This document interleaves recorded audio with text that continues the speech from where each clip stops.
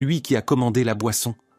Alors Laura sent que quelqu'un l'observe, puis elle essaie d'aller aux toilettes, et soudain, Massimo apparaît devant elle et lui demande ironiquement si la boisson lui a plu.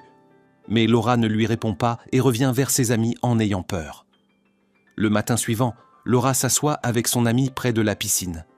Martin vient à elle et elle lui demande où il est parti en la laissant.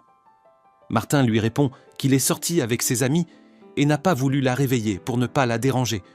Mais Laura se met en colère contre lui parce qu'il ne s'intéresse pas à elle-même le jour de son anniversaire et qu'il aurait dû passer longtemps avec elle. Martin essaie d'arranger les choses, mais Laura le jette dans la piscine et s'en va.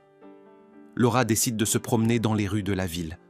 La nuit, elle était triste à cause de l'indifférence continue de Martin envers elle et de son absence d'effort pour lui faire plaisir le jour de son anniversaire, et soudain, une voiture noire apparaît devant elle. Un homme surgit derrière elle et l'endort le lendemain. Laura se réveille et se trouve dans une grande chambre. Elle en sort et continue à chercher quelqu'un pour l'aider. Puis la même personne qu'elle a vue le jour de son anniversaire lui apparaît, et cette personne est le parrain de la mafia italienne Massimo.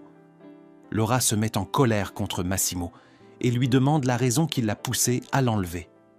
Massimo commence à raconter le jour de la mort de son père il y a 5 ans, en disant qu'il l'a vu alors qu'il était inconscient ce jour-là, et depuis, il est tombé amoureux d'elle, et il a continué à la chercher partout, jusqu'à ce qu'il la voie par hasard à l'aéroport, et à ce moment-là, il a décidé de l'enlever pour qu'elle soit à lui, pour toujours. La colère de Laura augmente. Elle dit à Massimo qu'elle n'est pas une chose à posséder, car elle est un être humain qui a sa propre vie. Elle a un petit ami et des amis, et elle ne se rendra pas facilement. Massimo donne à Laura un dossier et lui demande de l'ouvrir. Laura est choquée et des larmes coulent quand elle découvre que son petit ami Martin la trompait avec d'autres femmes. Massimo poursuit sa conversation avec Laura en lui disant qu'elle ne sera forcée à rien parce qu'il lui accordera une chance de l'aimer pendant 365 jours. Et si, à la fin de cette période, elle ne ressent aucune attirance envers lui, il la laissera revenir à sa vie à nouveau et il essaiera de l'oublier. Et soudain, Mario arrive et informe Massimo que la cargaison